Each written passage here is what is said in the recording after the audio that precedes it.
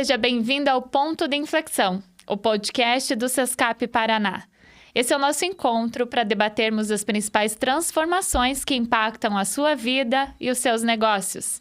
Eu sou Patrícia Schor e vou conduzir a conversa desse 8º episódio.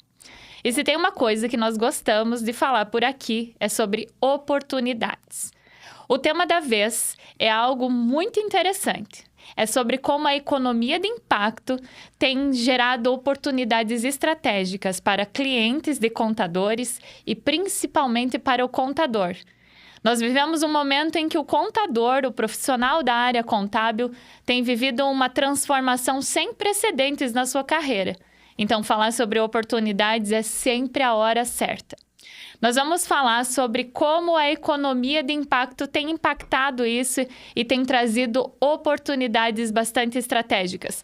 Para falar sobre isso, recebemos aqui Sérgio Coelho, ele que é sócio fundador e co-CEO da Maré, uma organização criada para dinamizar o ecossistema brasileiro de impacto, conectando soluções transformadoras a capital estratégico.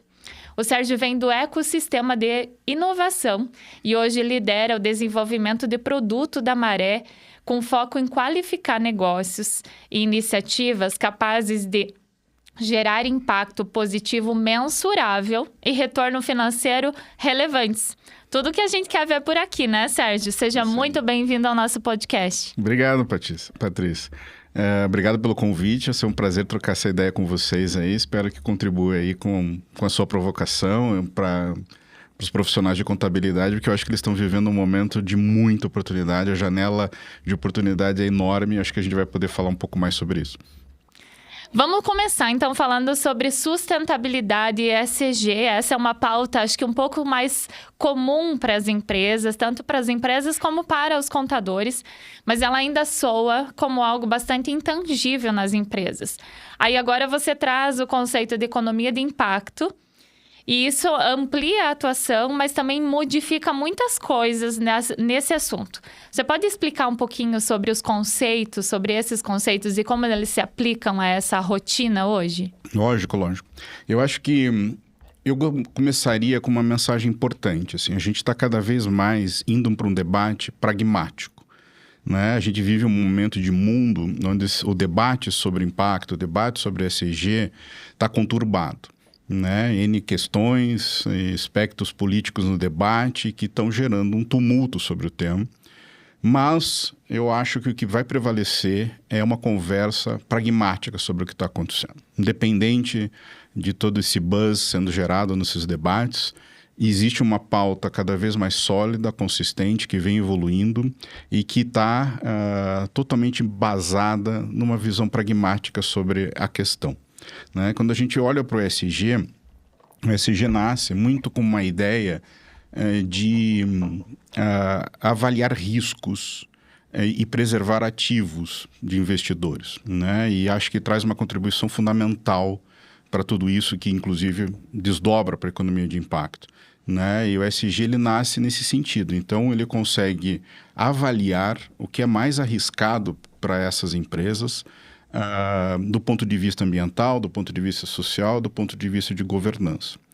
E, obviamente, que isso determina muito da atuação da empresa dentro desses espectros. Né? Quando eu pego a questão social e ambiental, por exemplo, ela começa a conversar demais com a economia de impacto. E eu gostaria, então, já de conectar a questão com a economia de impacto e explicar por que ela é mais ampla do que a questão da sustentabilidade dentro de uma companhia ou a questão do ESG. A economia de impacto ela é maior porque ela abrange todo esse espaço de negócio onde nascem empresas que têm como objetivo principal, que têm como centro do seu propósito de valor e do seu negócio, resolver desafios socioambientais. Mas elas atuam sobre uma lógica de mercado. Elas atuam com uma lógica onde ela precisa, e a palavra precisa aqui é importante, existe uma questão taxonômica aqui nesse debate importante, ela precisa dar lucro, ela precisa pagar dividendos, ela precisa dar retorno para quem investiu nela, assim como o ecossistema de startups, de inovação já atua. Então, nós não estamos falando apenas de terceiro setor aqui, nós não estamos falando de organizações sem fins lucrativos, nós estamos falando de algo maior nesse sentido, onde esses atores dentro dessas organizações intermediárias, como ONGs, governo, academia, atuam também dentro desse contexto, tá? Mas lá no centro existem negócios que foram criados para resolver problemas socioambientais sob lógica de mercado, ganhando dinheiro fazendo isso. E isso pode ser aplicado para um empreendedor que quer começar um negócio ou dentro de uma companhia que também pode criar negócios de impacto dentro da sua lógica estratégica, dentro da sua cadeia, dentro da sua visão de cadeia. Isso pode ser perfeitamente possível, talvez a gente possa falar um pouco mais sobre isso depois. É quase que como a oportunidade de você inovar a partir de uma exigência, é isso? Tem a ver, porque, e acho que essa tua provocação é ótima, porque o movimento de uma empresa em mitigar riscos que possam ser apontados numa visão ESG, ela pode gerar, sim, necessidade de adequação dessa empresa para várias questões, né? Voltando aqui para a questão social e ambiental, por exemplo. E esse movimento de adequação, esse movimento de mitigar riscos apontados nessas duas dimensões, podem fazer com que a empresa entenda isso como uma oportunidade. Oportunidade de transformar o movimento de adequação em um negócio, né? A gente tem casos no Brasil onde isso já está acontecendo, inclusive. Acho que depois a gente vai criar um espacinho específico sobre isso para você trazer alguns exemplos, mas eu quero retomar isso. Você fala que o Brasil está vivendo um momento único, uma janela de oportunidades. E também o Paraná, né? O Sescap Paraná hoje representa 38 mil empresas no Paraná, no estado. A gente fala especificamente, mas também quando um podcast atinge aí o Brasil inteiro. O que está acontecendo nesse cenário que tem movimentado tudo isso, tem gerado essa oportunidade estratégica? Nossa, são vários. Eu acho que, primeiro, o elementar. O Brasil é líder na questão, ele possui a maior biodiversidade do planeta, tem aqui os maiores ativos ambientais, no momento que se discute tanto essa questão das mudanças climáticas, né?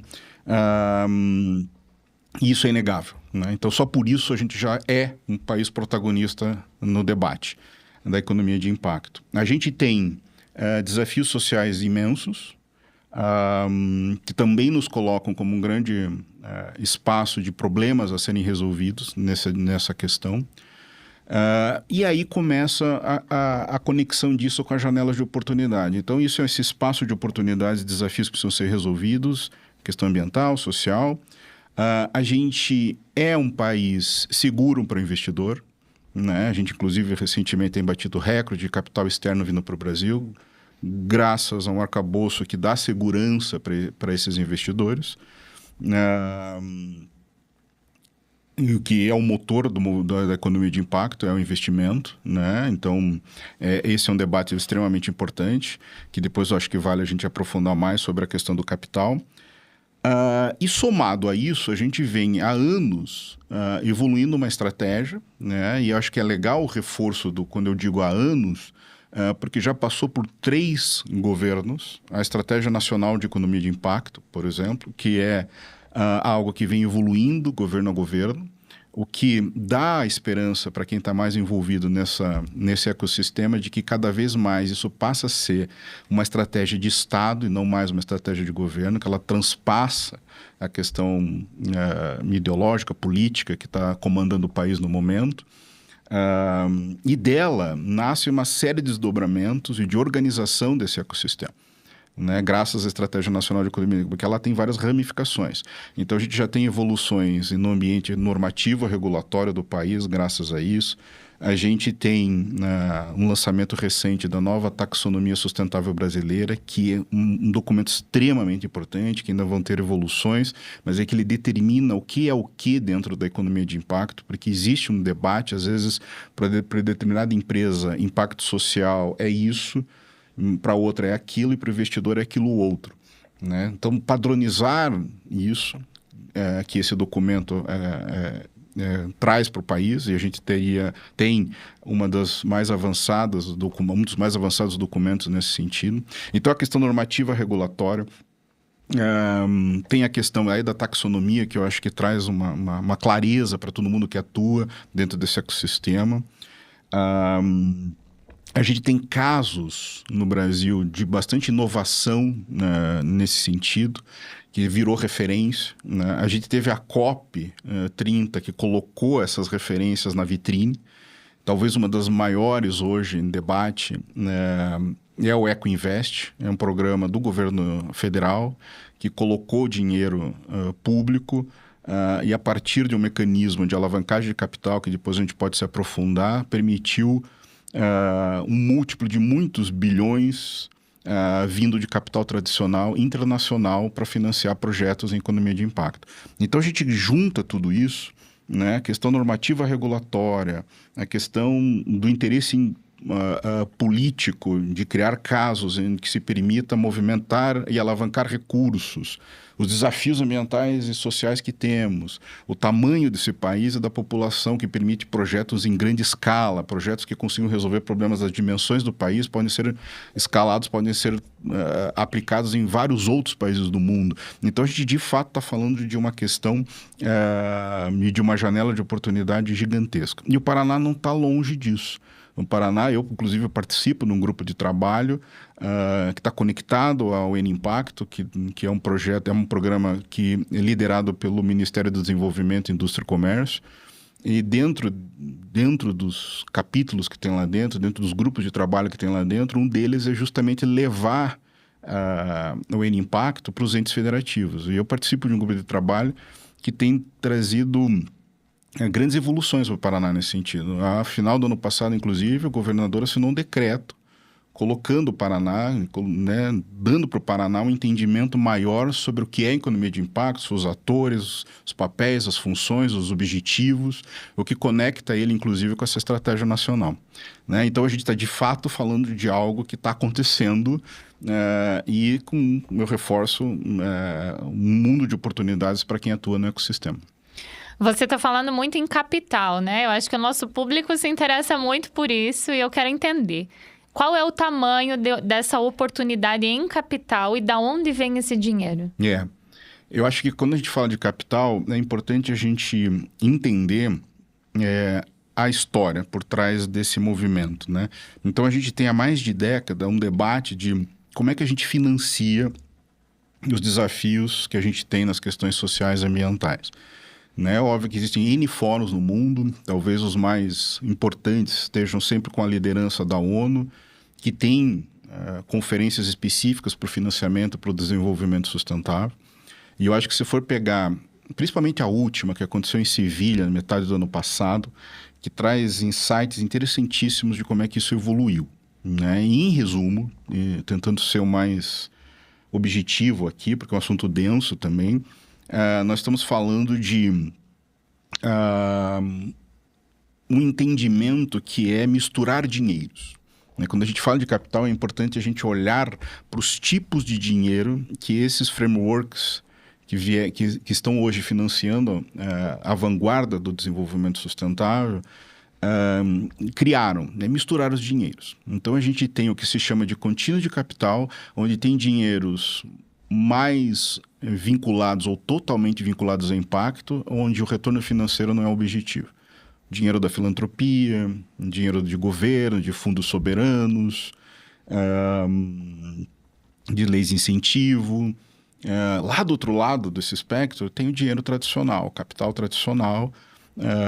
E óbvio que tem todo um degradê aqui, tem dinheiros e fundos especializados em investir em ESG, tem um investimento de impacto, que é uma mistura desses dois lados do espectro, onde o foco do dinheiro é gerar impacto socioambiental, mas quer um retorno financeiro. Tem alguns que se chama de capital concessional, onde o retorno financeiro é menor do que se pratica no mercado, justamente para poder promover o desenvolvimento sustentável.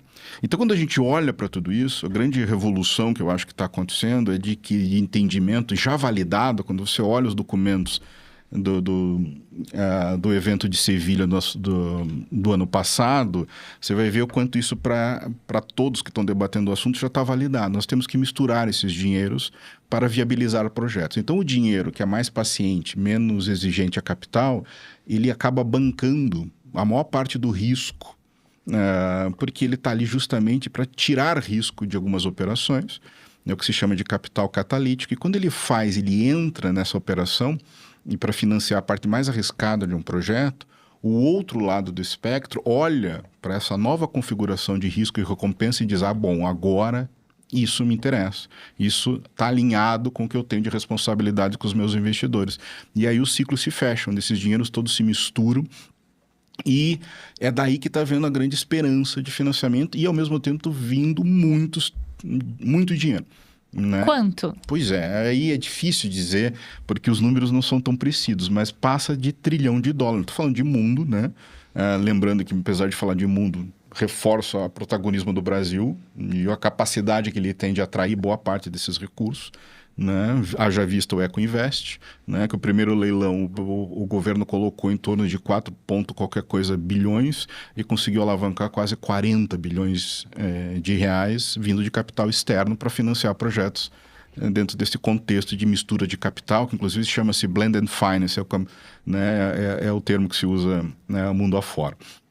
Eu não sei dizer um número preciso, mas o que a gente sabe é que, por exemplo, quando a gente fala de a economia de impacto do Brasil, a previsão dos estudos do N-Impacto é de que a gente passe nos próximos 10 anos de 120 bilhões de reais de capital alocado para financiar projetos dentro desse contexto de economia de impacto. Esse é o grande desafio, tá, Paty? Eu acho que é onde está a maior parte do debate. É escalar isso. Isso ainda é um assunto, apesar de validado, apesar de ter casos, ainda lá em cima, no topo da pirâmide, mas agora o grande desafio é começar a escalar isso. Eu acho que esse é o grande movimento que está acontecendo a partir de agora. E em números gerais, só para você ter uma ideia, quando a gente adota o framework dos ODS, dos Objetivos de Desenvolvimento Sustentável da ONU, dos 17 Objetivos de Desenvolvimento Sustentável, a ONU estima que a gente precisaria em torno de $4 trilhões por ano para tentar colocar esses objetivos em dia com o que foi programado lá no início, quando ele foi criado. Quando a gente olha para o mercado de capitais, a gente fala de mais de $450 trilhões. É quase que tipo 1% resolveria a questão. Então, cada vez mais a pauta é dinheiro, na real, não é o grande problema. A falta dele. Né? Acho que o grande desafio desses frameworks de alocação de capital e de alavancagem de capital é alocar o capital. É conseguir com que esses projetos acessem esse dinheiro. Né? Inclusive, a minha empresa ela nasce justamente dentro deste gap aí, que depois a gente pode falar um pouco mais. É sobre ter os projetos qualificáveis a esse dinheiro, Perfeito. Né? Então, a gente já vai fazer esse gancho aí. Como que essas empresas conseguem acessar esse recurso?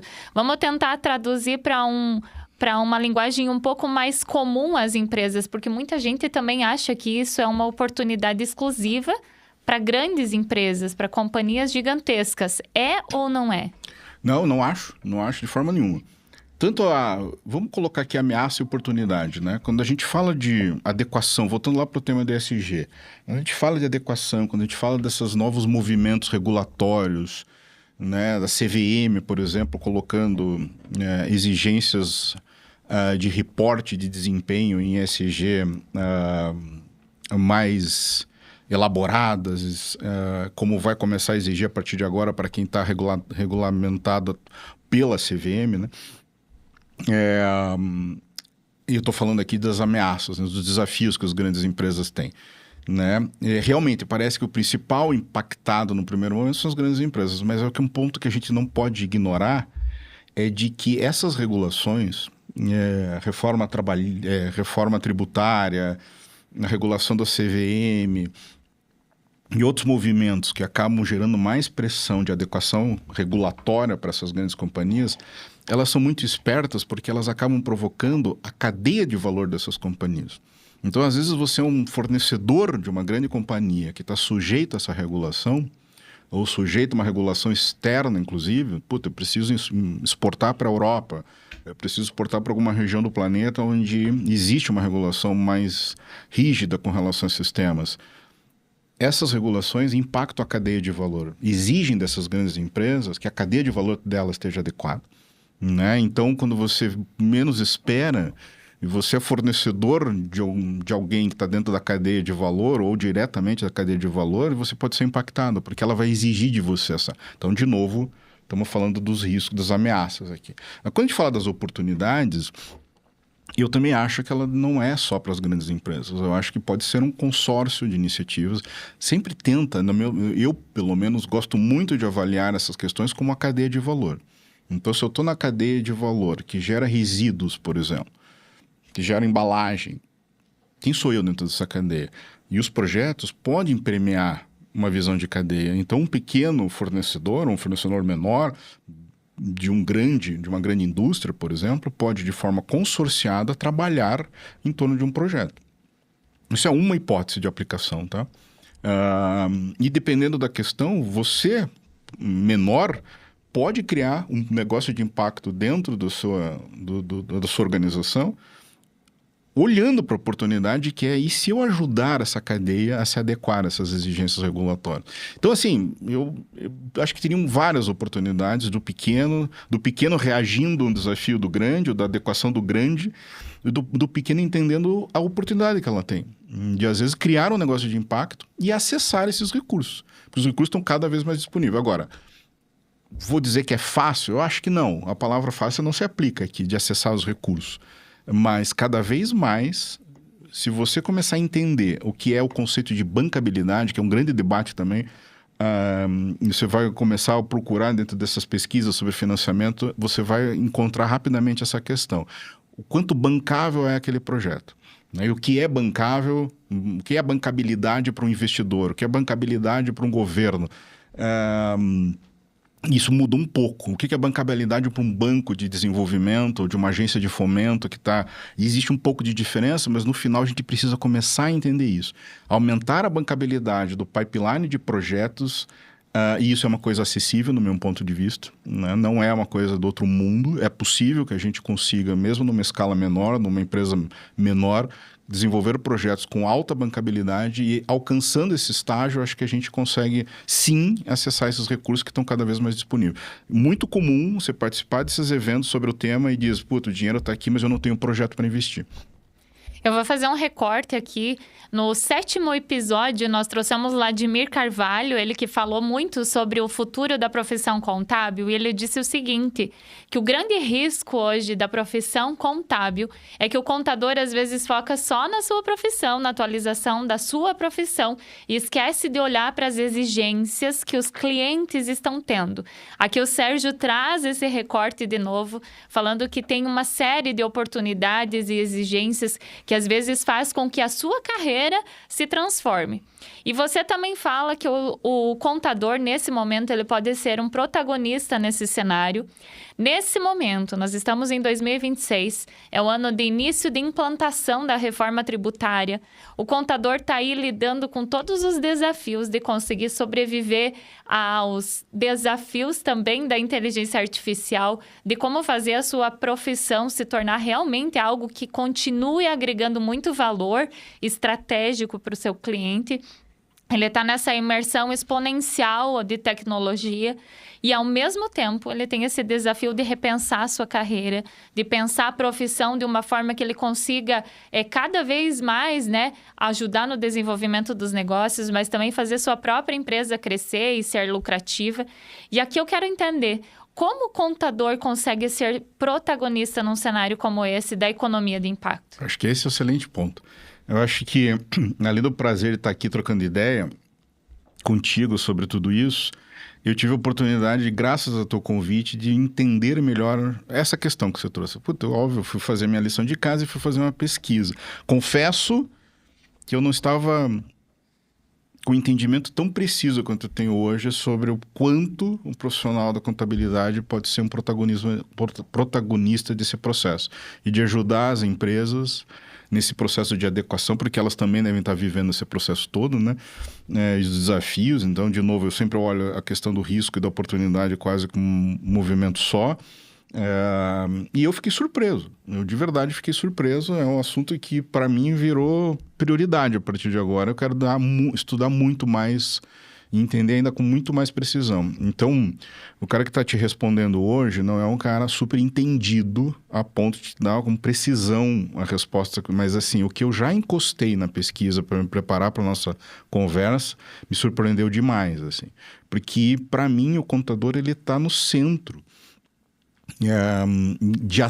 no centro de muitas dessas oportunidades e dessas ameaças, ele tem acesso a informações extremamente privilegiadas com relação a tudo isso. Então, entender dos desafios que a reforma tributária vai trazer, e pela pesquisa que eu fiz, sim, existem oportunidades ali de cadeia de valor sendo tributada mais por causa do quanto ela é mais ou menos... gera mais ou menos gases de efeito estufa, por exemplo. Então, se eu tenho uma operação que exige menos carbono para ela acontecer, vão existir incentivos. Estou pegando só uma questão, incentivos de eletrificação de frota, incentivos de desenvolvimento de tecnologias que permitam uma economia menos carbono, que demanda menos exposição a gases de efeito estufa. Isso, pelo que eu entendi, está no centro de alguns movimentos ali, sabe? Então, acho que existe aqui uma reforma tributária, mas, pelo que eu entendi, tem nas entrelinhas ali uma reforma que provoca a descarbonização de indústrias e de setores inteiros, assim, porque incentiva, lembre da cadeia de valor. Então, se eu tenho uma frota, ou se eu sou um fornecedor, uma transportadora de uma grande indústria, e se a minha frota é elétrica, eu consigo incentivos para eletrificar essa frota, e até onde eu entendi, a gente vai conseguir incentivos no imposto, né? Caso essa frota não esteja gerando tanto carbono, tanto gases de efeito estufa, o que vai premiar, no meu entendimento, a indústria que acabou contratando essa transportadora e ela própria, né? De novo, estou pegando um pedacinho da questão aí, né? Tentando aplicar num exemplo. Então, a questão normativa e regulatória que eu citei tanto aqui, né? Os desafios que a CVM vai exigir para a cadeia de valor das empresas que estão ali reguladas por ela. Tudo isso, para mim, passa de forma muito privilegiada na mão do contador, que pode perfeitamente, de forma proativa, entender um pouco mais sobre isso e fazer provocações, sim, porque está numa posição privilegiada, né, dentro do processo todo. Então, a janela de oportunidade para os profissionais de contabilidade, para mim, é gigantesca. Assim. E óbvio, não precisa da noite para o dia ser um doutor em tudo isso, mas criar conexões dentro do ecossistema e de parcerias que podem contribuir para esse processo, né? Lembrando, grande desafio, alocar capital. Para isso, eu preciso de projetos com bancabilidade, né? Então, assim, óbvio que lá no começo vêm os desafios de adequação de uma grande empresa por causa dessas mudanças todas. Reforma tributária, regulação, enfim. Como projetos podem ajudar nessa adequação e como projetos podem receber financiamento se tiver devida bancabilidade. De novo, meu insight de que o profissional de contabilidade está no centro de tudo isso, pode assumir um protagonismo enorme. E mais uma vez, o profissional contábil, ele também aparece muito mais como mais do que um consultor estratégico, até um próprio cogestor dessas empresas que ele auxilia, né? Perfeito. Porque com a inteligência artificial, a maior parte dos processos operacionais são automatizáveis, então o contador precisa entrar com pensamento, com análise crítica, análise estratégica. Sim. E aí agora eu queria entender um pouquinho, se você puder trazer exemplos concretos de algumas empresas que aplicaram e viram esse retorno acontecer, para que quem está nos ouvindo consiga também ter um insight aí de como fazer, como tirar, tirar do papel. Bom, o exemplo que eu mais gosto de apresentar é o da Heineken, né? Eu tenho acesso a ele através de matérias de imprensa, entrevistas, até assisti um painel na COP no ano passado, que organizado justamente para debater o caso da Heineken, mais especificamente uma unidade de negócio que a Heineken criou, e a palavra, o conceito de unidade de negócio é importante, já explico, chamado SPIN. Então, para quem tiver interesse, procura lá sobre Heineken SPIN. Inclusive, eles têm um website lá com mais informações sobre essa unidade de negócio. Algumas matérias de imprensa, entrevistas com executivos que falam um pouco mais sobre isso, já estão disponíveis aí. E eu lembro que a primeira vez que eu vi falar sobre, era uma matéria onde o título é mais ou menos assim, tipo, Heineken investe em ESG não vou lembrar agora, cento e tantos milhões de reais, cento e muitos milhões de reais, com foco em geração de receita. Né? Daí, nossa, né? E como obviamente é um assunto que me interessa, porque a essência do que eu proponho na Maré é justamente isso, né? Como ESG, impacto, podem se transformar em receita. Eu comecei a acompanhar esse caso como nunca, assim. E, em resumo, até onde eu tenho acesso à informação, o que parece que aconteceu? Então, a Heineken tem desafios regulatórios. Ela também está exposta a riscos na questão ESG. E um dos que hoje vem crescendo para grandes indústrias é a questão de gestão de resíduos sólidos. A gente tem um plano nacional de resíduos sólidos, então voltando para a questão regulatória, normativa aí que acaba impactando essas grandes companhias. E um tema importante para muitas delas, no caso da Heineken, totalmente vinculado a esse desafio, é a da logística reversa. Então a Heineken tem um desafio, né, de ano após ano, isso inclusive vai crescendo nos próximos anos, recolher, né, do sistema de coleta aí dos municípios X% dos vidros que os consumidores dela acabam colocando nesse sistema de gestão de resíduos das cidades. Aí, né? Muito bem, eu tenho que fazer isso, a Heineken tem que fazer isso, ela está exposta a uma lei, uma regulamentação que determina ela a fazer essa logística reversa. Meu entendimento, a Heineken olha para isso como uma oportunidade de transformar isso em negócio. Né? E lendo as matérias, se eu não me engano, eles chamam isso de um dos produtos, hubs de vidro. Então eles fizeram uma parceria com uma empresa que tem a tecnologia de downcycle, upcycle de vidro, fez uma parceria com a Central Única das Favelas, que imagino eu tem uma capacidade de ajudar nas coletas desses materiais, e criou um negócio. Criou um negócio e ganha dinheiro com a reciclagem de vidro, né? Isso é uma das unidades do negócio. Lá no painel, na COP, quem estava no palco, além da liderança da Heineken do projeto, eram outros grandes empresários que envolvem essa cadeia de impacto, e eu fiquei surpreso quanto isso já está montado diante de todos nós. Assim. Então, de novo, em resumo, Paty,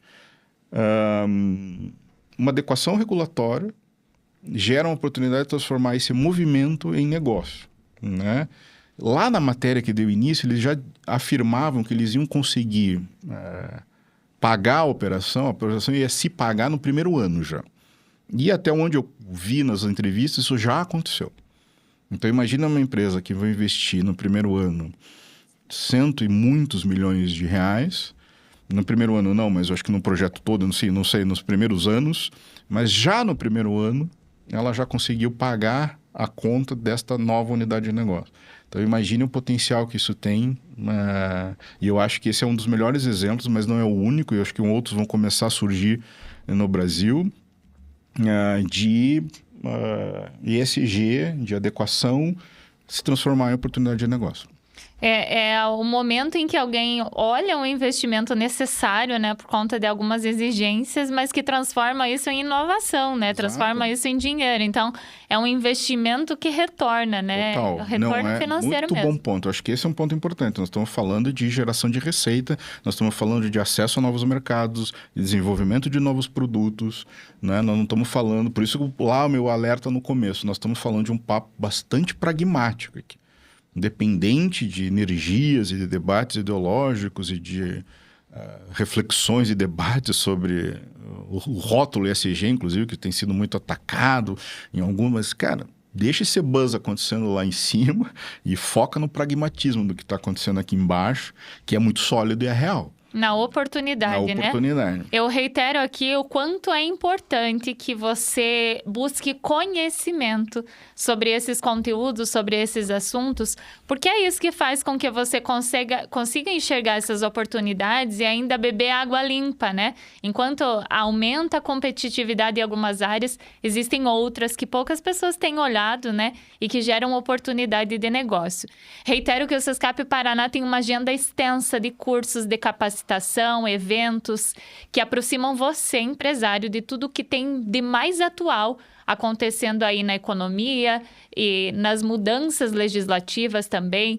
E nós temos uma série de cursos, então você pode acessar o site do Sescap, inclusive entender como a sua empresa pode ser uma associada, se aproximar desse ecossistema de negócios mesmo, que permitem um olhar de inovação para essas oportunidades. Sérgio, vamos fechar aqui com algumas dicas. Para o empreendedor que quer fugir do óbvio, vencer essa competitividade, inovar e ainda fazer a empresa crescer, por onde ele começa? Bom, eu acho que ter um entendimento claro do seu cliente, dos desafios do seu cliente, dos desafios de adequação regulatória, do que está para acontecer nos próximos meses, né? Eu percebo que aí nós estamos falando de 3, 4 anos de grandes anúncios e de adequações necessárias que várias dessas cadeias vão precisar fazer. A reforma tributária talvez seja a maior de todas, mas existem, né, questões de resíduos, por exemplo, que eu acabei de citar, a CVM, com a necessidade de reportar desempenho em ESG de uma forma bem mais robusta. Então, quanto mais você puder entender desses desafios, dos desafios socioambientais, principalmente, em que o seu cliente está envolvido, e hoje existe um material muito rico e farto com relação a isso, e acessível, acho que é o primeiro passo, assim, é ganhar lucidez desse espaço de risco no primeiro momento. Eu acho que é o que mais impacta no primeiro momento, é isso. Olha, está exposto a esse tipo de risco. E, ao mesmo tempo, começar a inverter isso para a oportunidade. Porque o movimento de me adequar, de mitigar esses riscos, pode, de fato, expor os seus clientes a grandes oportunidades como essa que a gente conversou aqui, né? Esse é um assunto que o assunto do profissional de contabilidade, como eu acabei de dizer, me interessou demais.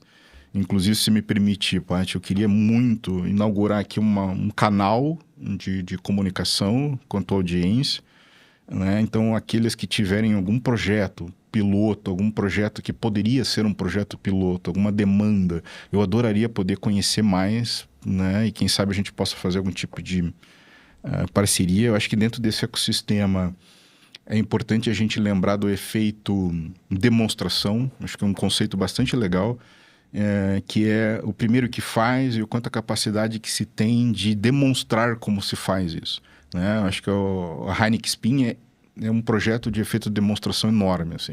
E eu estou muito, muito interessado, a partir da pesquisa que eu fiz, de mergulhar nesse tema do quanto o profissional de contabilidade pode ser protagonista deste espaço de oportunidade aí, de orientando os seus clientes a acessar recursos, né? Acessar recursos acessíveis, muitos deles até não reembolsáveis, né? A gente tem dentro desse espectro de dinheiros que eu falei, uma boa parcela ali, né, que é não reembolsável, ou outros são concessional, onde o incentivo é enorme. Então é um dinheiro mais barato, em determinados casos nem retorno precisa, nem retornar o investimento precisa. Então eu adoraria poder me conectar com esse ecossistema da contabilidade e a gente junto, quem sabe, pensar em piloto. Então, voltando para a tua pergunta, entender o contexto de exposição a riscos sociais e ambientais que essa companhia tem. E a partir daí é isso, é conectar com o ecossistema de impacto e entender que o melhor veículo, na minha opinião, de adequação para esses riscos, de mitigação desses riscos, é se conectar com projetos que, no meu entendimento, têm potencial de virar negócios de impacto. Lembrando o raciocínio, negócios de impacto são aqueles negócios que o core business desses negócios é resolver um problema socioambiental, mas atuam como uma lógica de mercado, portanto, devem gerar retorno financeiro, né? E eu acho que esse seria o caminho. Entendimento, lucidez do contexto e dos riscos dos seus clientes e, a partir daí, parcerias e conexão com quem pode, de fato, desenvolver negócios, projetos, produtos, iniciativas que, ao mitigar os riscos que foram apontados aqui, ainda se transformam em oportunidades. Então, fica aqui essa oportunidade, né? Se você tiver algum assunto, algum projeto para se conectar nesse ecossistema, você pode deixar seus comentários aqui na descrição do nosso episódio. A gente também vai deixar os contatos do Sérgio aqui, da Maré. Tem dinheiro na mesa, tem oportunidade sendo gerada, tem um momento de atuação único e o contador, mais uma vez, surge como grande protagonista nesse cenário, como se ele souber aproveitar essa oportunidade, obviamente. Então, é um momento em que tudo parece caminhar com muita sinergia, né, Sérgio? Concordo totalmente. Obrigada por você ter aberto essa possibilidade aqui, por ter trazido mais algumas tendências da atuação do contador. E aí, já deu vontade de explorar mais sobre essa oportunidade? É isso que o Ponto de Inflexão faz, trazendo novas perspectivas de negócio. Obrigada pela companhia e até o próximo episódio.